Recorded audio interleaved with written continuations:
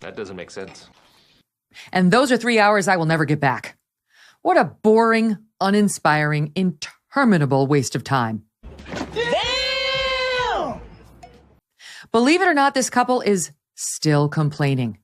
From the Montecito mansion with their 2 beautiful, perfectly healthy children, a little chicken coop and flower garden out back, matching Uggs for Megyn and her toddler, all royal titles still intact, complete with matching stationery, and nearly $200 million in the bank thanks to their insatiable desire to finally tell their story. Like to Oprah, and on Spotify, and in New York Magazine, and in a memoir, and, well, you get the point.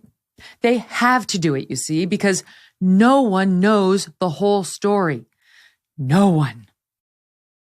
This has always been so much bigger than us. No one knows the full truth. We know the full truth. Stop it.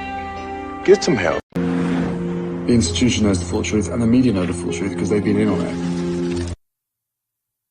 Okay, so Harry and Meghan know, and the entire royal family knows, and the press, who informs the public, they know, and the guy at the Sunoco, he knows, and the waiter at Olive Garden, he knows too, and that's all that knows.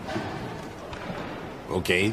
No one else knows the full truth, so they have to finally tell it. Okay. And what is their chief complaint, pray tell? It appears to be that the press has occasionally been not nice to Meghan Markle. Okay, I'm listening. You have my attention. After months of ubiquitous fawning coverage that made her a household name, some then said nasty things, like calling her the C word, and the B word, and the other B word. And you know what, Meg? Been there. Quick reminder. Megyn Kelly's really biased against me. Do you really think she can be fair at a debate? Which set off a new torrent of tweets. 80,000 tweets directed towards Megyn Kelly. Vocative broke it down to see what the most popular words. Crazy Megyn Kelly. Crazy, overrated. Bimbo blonde. Bimbo Megyn Kelly. Hooker. Can't watch Crazy Megyn anymore. Donald Trump and his arch nemesis Megyn Kelly are making peace. Signs of a truce this morning between their Trump feud and apparently diffused. You met with Megyn Kelly today. How did that go? Stop it. Get some help. Good times. And let me tell you what I've learned. Over time, the nastiness dies down and you learn to rise above.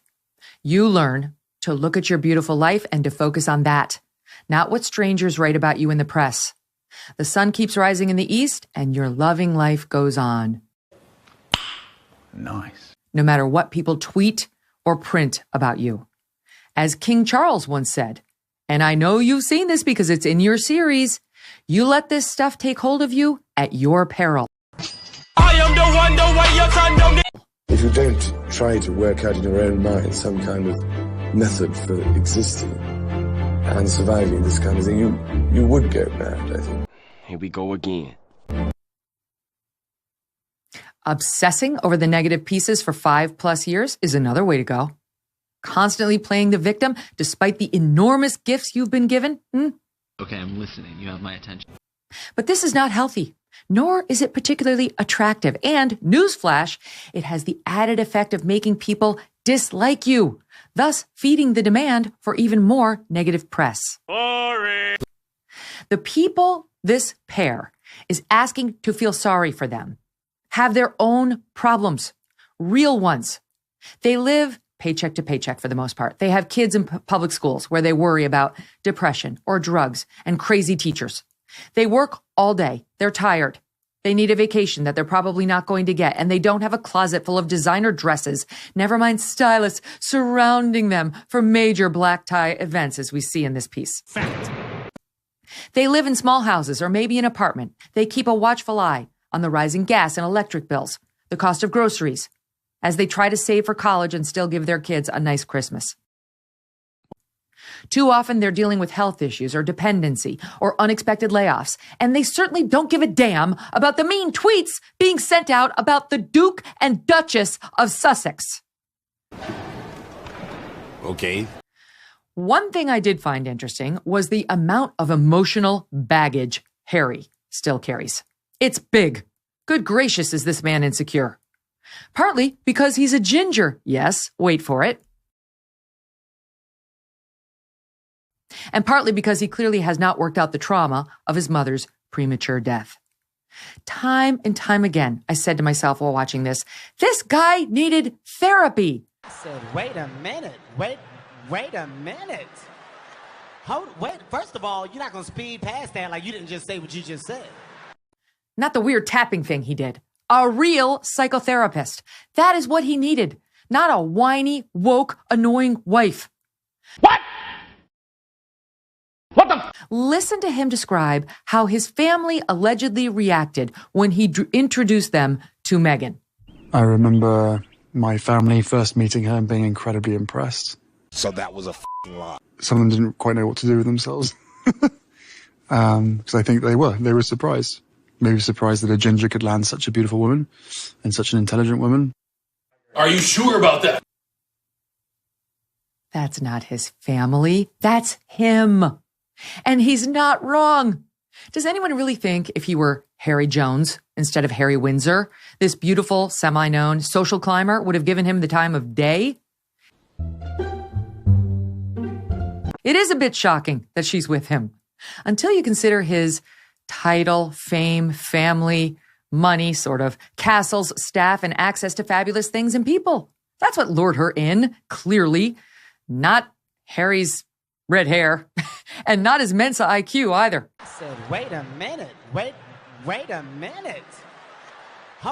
First of all, you're not going to speed past that like you didn't just say what you just said.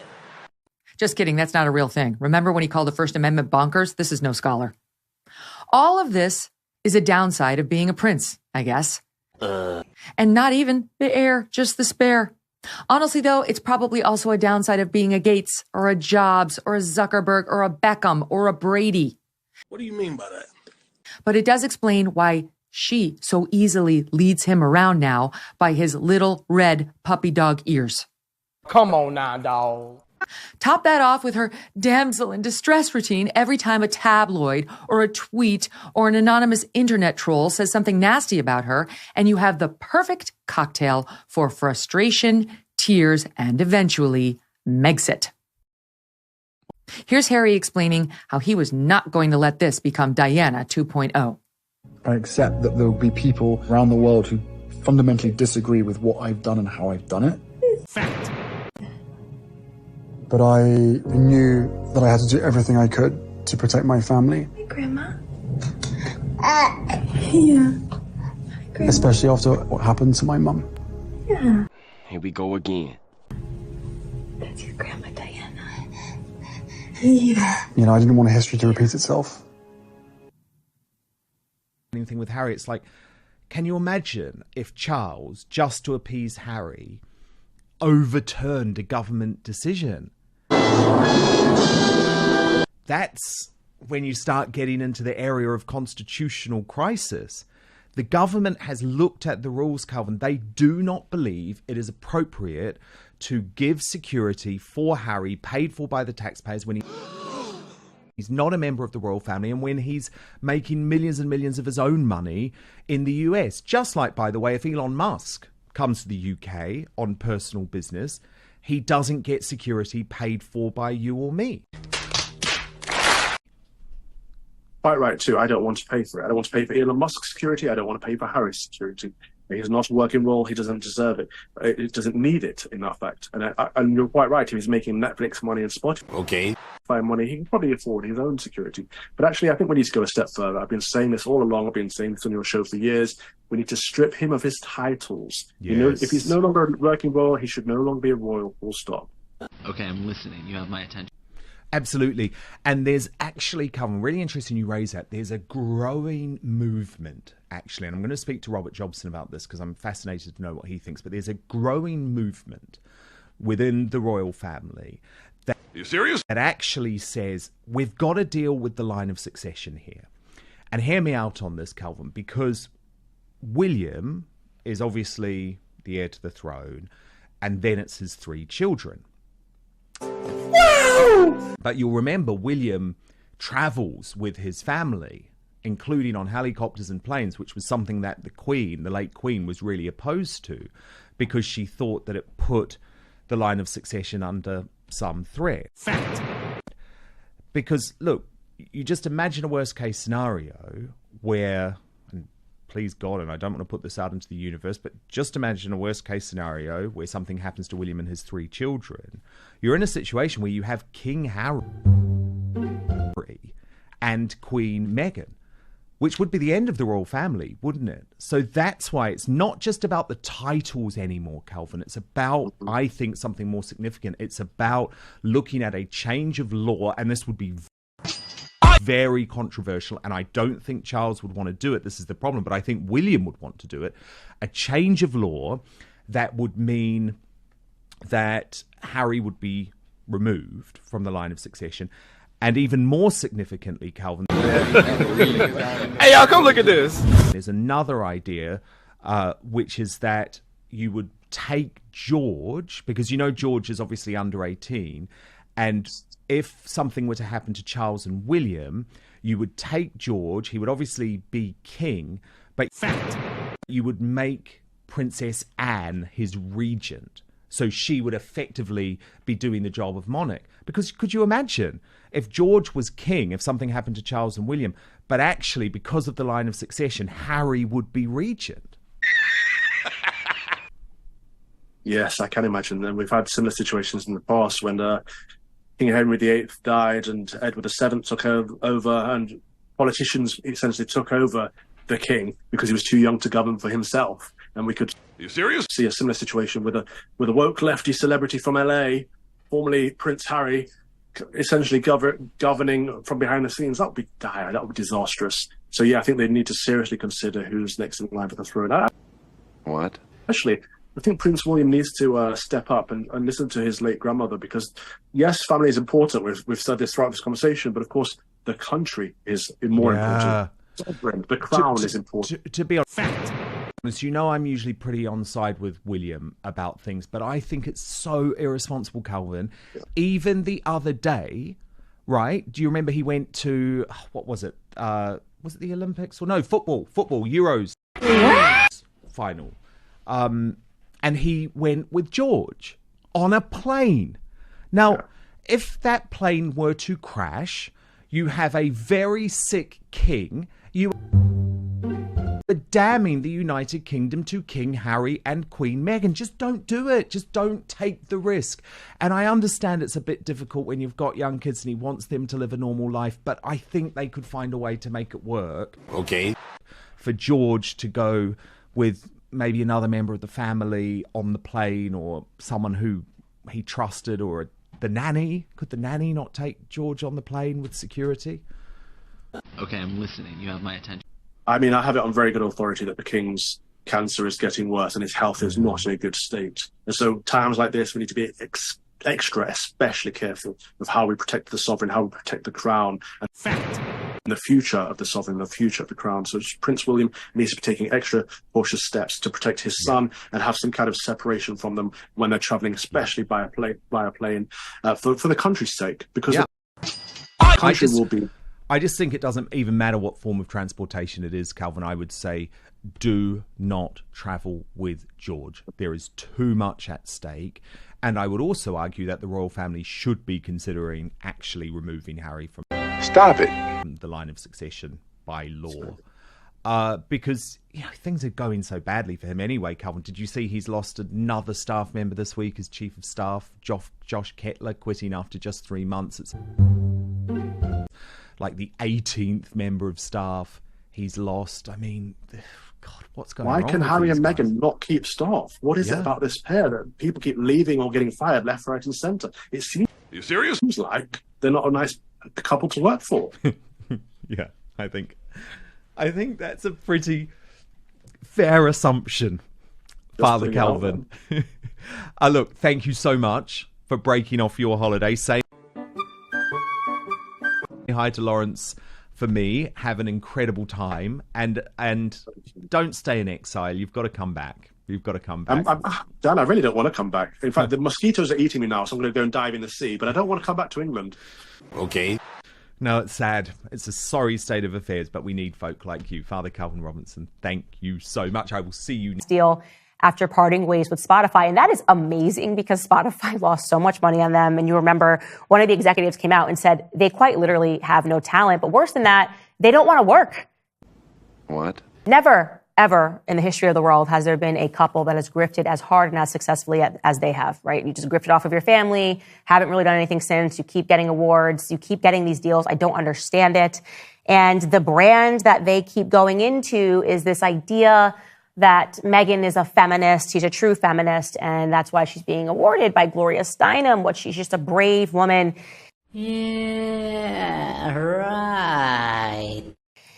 And yeah, I don't understand why her podcast, her original one, didn't take off. I've listened to it. I definitely would want to listen to this every single day of my life if there were more episodes. Let's just take it back to her old podcast that was on Spotify called Archetypes. Okay.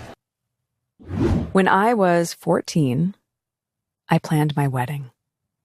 Not my actual wedding. That would have been a bit harder to imagine. This wedding was an assignment for my Religion 2 class in Catholic school. At no point could you say, nope, my dream for the future is to be single. What do you mean by that? The message, even at my feminist all-girls school, was as traditional as it gets. First comes love, then comes marriage. That doesn't make sense. It was stunning. Brave. I don't know what that podcast executive was talking about. She's amazing. I love her. Which is why it makes perfect sense that another company has approached her. She has landed a new deal. This is obviously less than a year after Spotify said, no, we're good. You are losing us money. Well, Spotify, that's kind of your fault. What the hell? Because it's pretty obvious that these two are only good at selling their family throwing their family under the bus. And Megyn has released a statement about this new partnership. It is with Lemonada, and they're going to stream Archetypes. Nice. Yeah, they're going to handle all of the ad sales and the distribution. And remember, she had tons of people on to talk about this feminism. She had Mariah Carey, Mindy Kaling, and now they're going to take this on. Megyn released this statement. I am proud to now be able to share that I am joining the brilliant team at Lemonada to continue my love of podcasting. Okay. Being able to support a female-founded company with a roster of thought-provoking and highly entertaining podcasts is a fantastic way to kick off 2024. Our plan to re-release Archetypes so that more people can now have access to it, as well as launching a dynamic new podcast, are well in the works. I'm so eager to be able to share it soon, and I'm overjoyed to be joining the Lemonada family. Yes, she's not even going to do any work in the beginning. They're just going to re-release what she already did, and then I'm sure she's eager to do more, but the financial terms of the deal were obviously not disclosed. Lemonada probably just wants to get their name on the map. They're taking a chance, and I'm going to guess it's not going to pan out that well. What? Because people want to listen to something that sounds real. They don't want to be lectured about feminism. They don't want to be lectured about what they're doing wrong. They don't want to be told the patriarchy is all around them. And, oh, yes, remember when you were in high school and people were like, get married? Yeah, I do remember. It's an aspirational goal. Yes, getting married and starting a family is aspirational. Stop trying to convince us to do the opposite when you did exactly that. You got married, found yourself a prince, and pimped your way into Hollywood, which is where you always wanted to be. But let me stop. We'll cover this, obviously, extensively when her new podcast, that she's probably not going to do, it hits the market. So I'm really proud of Americans. It seems like a lot of us are waking up to the understanding that our mainstream media is just possessed with propaganda. They're just state media. That's the way to think of it. This is the CIA elects them into these positions of power behind the scenes, and their job is to condition the way that we as Americans think. Here we go again. And this clip, by the way, which is making the rounds, I have to show you what I'm speaking about. It is just so gross in terms of the adoration, the fawning over Zelensky, when quite literally they were just trying to convince us to be totally chill with getting to work and sending more and more billions, trying to make you think he was a hero fighting for democracy. Yeah, this is CNN's Erin Burnett. She has an opportunity to sit down with Zelensky and ask him questions. And here's what she was concerned with. Okay, I'm listening. You have my attention. Listen. As a human being, so many people look up to you. They rely on you. Fact. No one can imagine how hard that is. Do you do anything for yourself? Are you ever able to take a minute to read or to listen to music or something to sort of give yourself that a moment? I have such moments, important, to be in silence, to be alone. Alone, how can I be alone? Alone, I can be with music. What music do you like? Oh, I like AC/DC and Ukrainian music. Of course, I like Ukrainian music a lot because Ukrainian, that's native language. That's why you understand not only music, you understand the words and etc. AC/DC, I don't understand all the words because of. But you like the music. It's just incredible. It's like she's quite literally trying to date him. She said, wait a minute. Wait a minute. Wait, first of all, you're not going to speed past that like you didn't just say what you just said.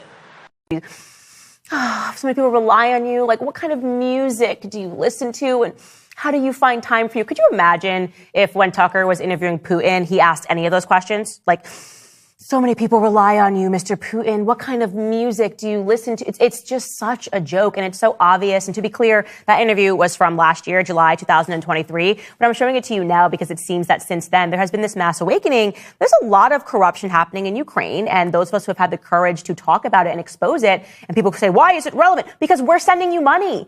I'm already aware that Putin is corrupt. We're not sending him billions of dollars, all right? There is, as I believe it and the way that I see it, a mass execution of Christians that are happening in Ukraine. Christians should be upset about this. We should be asking questions. It seems like they're just clearing out the region under the guise of fighting an unwinnable war with Russia. There is something that I have said is giving me Bolshevik vibes. Go back and watch our episode talking about what the Bolshevik Revolution was. That was easy. There's something about Zelensky that is not sitting right with me because we control him.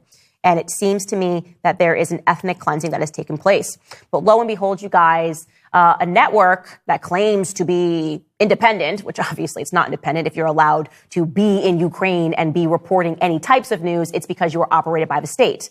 Okay. They're shutting down churches. Zelensky has put his opponents in house arrest, right? Saying, you're not even going to compete with me. He suspended election. It's giving dictator. It's giving psychopath. We should not be funding this psychopath. But Vox, claiming to be completely independent, decided to release what is being referred to as a network of pro-Russian, disinformation in the West. Nice. And they've released 26 individuals. It's really stunning. Just to give you some honorable mentions here, Tucker Carlson, of course, because he went over and talked to Putin. That means automatically he's engaged in disinformation because you should not be allowed to hear from the other person in this war. You're not smart enough, ladies and gentlemen. Only Aaron Burnett is smart enough to interpret the news for you. John Mearsheimer, shocking that he's made that list. You've got Jimmy Dore on this list. You've got Russell Brand on this list, which is just so confusing to me. Like, Russell Brand is so much peace and love. He's so happy, but they put him on this list because basically if you are not accepting their narrative, then you should be on the list, which is why I am offended. Yeah, right. I'm offended. I said on this show, right when the war broke out, that if there was one person that I could punch in the face and get away with,